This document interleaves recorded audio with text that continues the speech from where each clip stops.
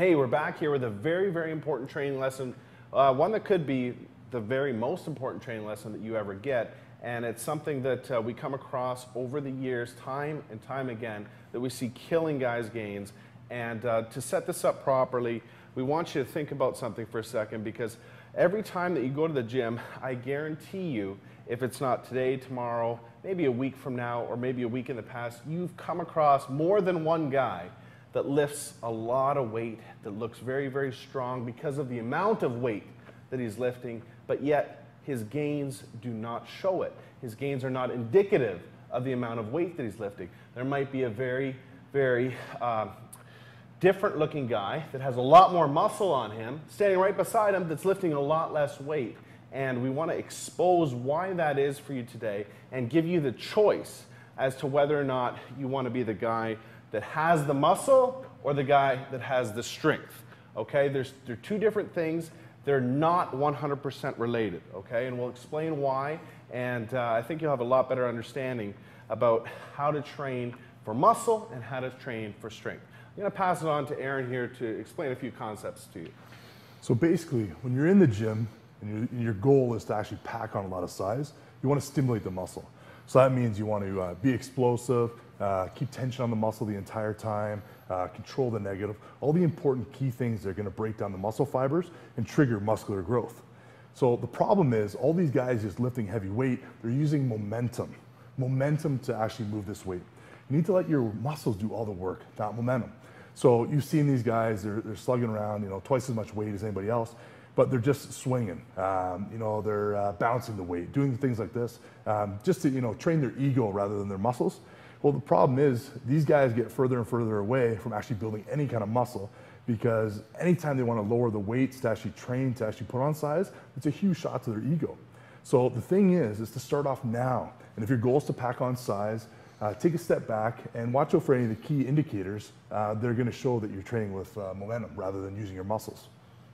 One of the key terms that we have to talk about here is time under tension, okay? Meaning that the actual amount of tension and load that's put on the muscle is the most important thing for actual muscle size if you had to choose one particular factor, not the amount of weight that you're moving. The fact is that you can make a lighter weight, for instance, a 35-pound dumbbell, feel a lot heavier to your muscle than a 50-pound dumbbell if you're just swinging the 50-pound dumbbell. Your muscle doesn't know the number that's on the dumbbell. Your muscle only knows the stress that it's under.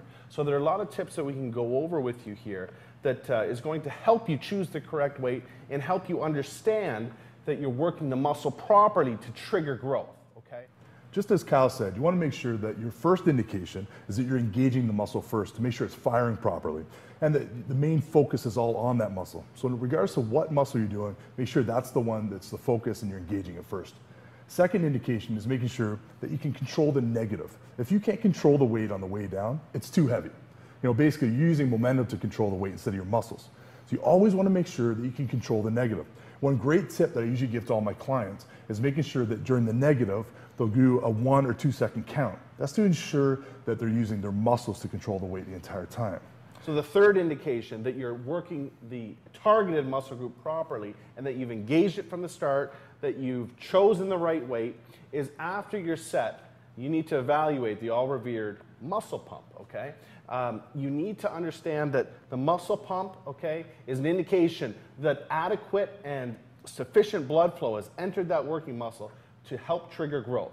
If at the end of, for instance, a working set of bicep curls like we have here, or triceps, if you're doing arms or whatever, and you're done your set and you don't feel that muscle engorged with blood, and you don't feel skin stretching as you're moving your actual arms up and down, you know you haven't engaged. I don't care if you have 2 plates of 45 on either end. If you don't feel that after the set, you're not triggering maximum growth. It doesn't matter how strong you are. That's why some guys look very, very skinny that lift a lot of weight, whereas a guy, that may be lifting 30% less looks bigger, fuller, and more muscular. That's also the reason why certain power lifters look the way they do, where they're throwing up tons and tons of weight, but their results don't indicate that amount of weight. So there is a conscious decision that you have to make at a certain time in your training career, whether or not you want to train for physical muscular development and size, or if you're going to be one of those guys that is completely concentrating on strength. There is a combination in there, and yes, muscle size does help with strength, but they're not 100% related. So you do have to be conscious of that, and you do kind of have to make that decision for yourself if your overall look and your overall size is more important than the number on the barbell. If it is, then these are tips that are really, really going to help you get to that goal that you're after. So as an example, Kyle's going to be doing barbell curls here. Now, his goal here is to put on size, so he's going to be choosing a weight that's going to put the maximal load and force those muscles to grow with appropriate stimulation on the muscle. Now, Kyle could easily do 245s on each side, but that's not going to stimulate growth. He's choosing a weight that's going to put the maximal load, and you can see him here applying all the 3 tips that we just gave you. Awesome. I hope you apply these 3 tips, and I hope these 3 tips are very, very useful for you, because you have to use them if, in fact, you want to reach your maximal physical development goals.